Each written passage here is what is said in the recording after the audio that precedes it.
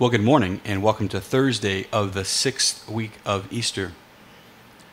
As I've said several times throughout the Easter season, the story of Acts of the Apostles is an epic story of the early church, and it's a wonderful gift for us in the Easter season to be able to learn from her, to look at the early church and to ask how is it that we can learn in our lives today in lieu of how God moved in the early church 2,000 years ago. Today we find ourselves beginning Acts chapter 18, and there we read in today's first reading at Mass that St. Paul is struggling to win a receptivity within the hearts of those Jews in the synagogue who he is speaking to about Jesus Christ.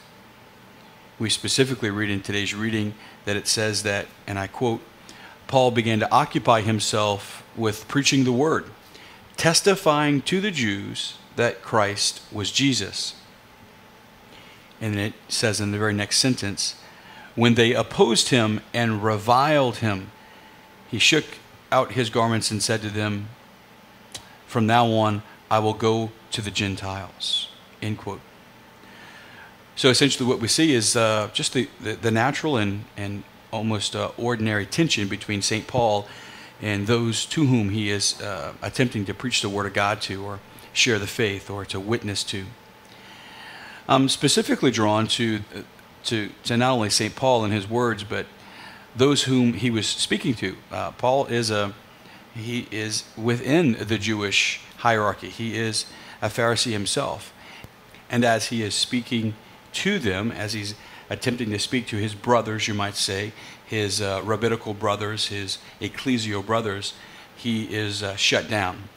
There are no open doors in their hearts. Their hearts are closed. Their ears are closed, and Paul is struggling to share the faith with them. So he says, all right, I'm going to move on to somebody else. Now, I think it would be easy for us to either label Paul's decision there to move on to somebody else as a compulsive reaction toward his frustration. However, everything else that we know about Paul leads us to believe that Paul, while he made that decision in a moment of contention, certainly had prayed about what he would do. Paul's not making this decision on his own.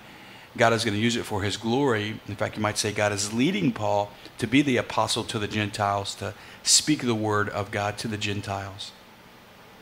That's actually good news for us today, because I think a lot of us, as we grow in our faith, are going to find that as we grow in our faith, it might be harder rather than easier for us to share faith with those closest to us. Paul found great ease in speaking to the Gentiles, those whom he had no relationship with. It was actually those who were closest to Paul, those who Paul, you might say, would consider quote-unquote family. That was where Paul struggled the most. Those were the relationships where he struggled the most. And likewise, I think for you and I, perhaps it is in our own families where we will struggle to share the faith the most. So the encouragement to us today is that if we hit the same walls within our families, within our marriages, if we're struggling to share faith and we don't feel like the other ears are either receptive to the gospel or even open to our hearts, then the encouragement for us today is to not compulsively just walk away, but to ask the Lord, what does he want us to do? In the end, that's what Paul did. Instead of making the decision out of frustration, he asked God, what do you want me to do? And the same is true for us, to be encouraged that, yes, it might be difficult sometimes for us to share faith, but to simply ask God, what do you want me to do?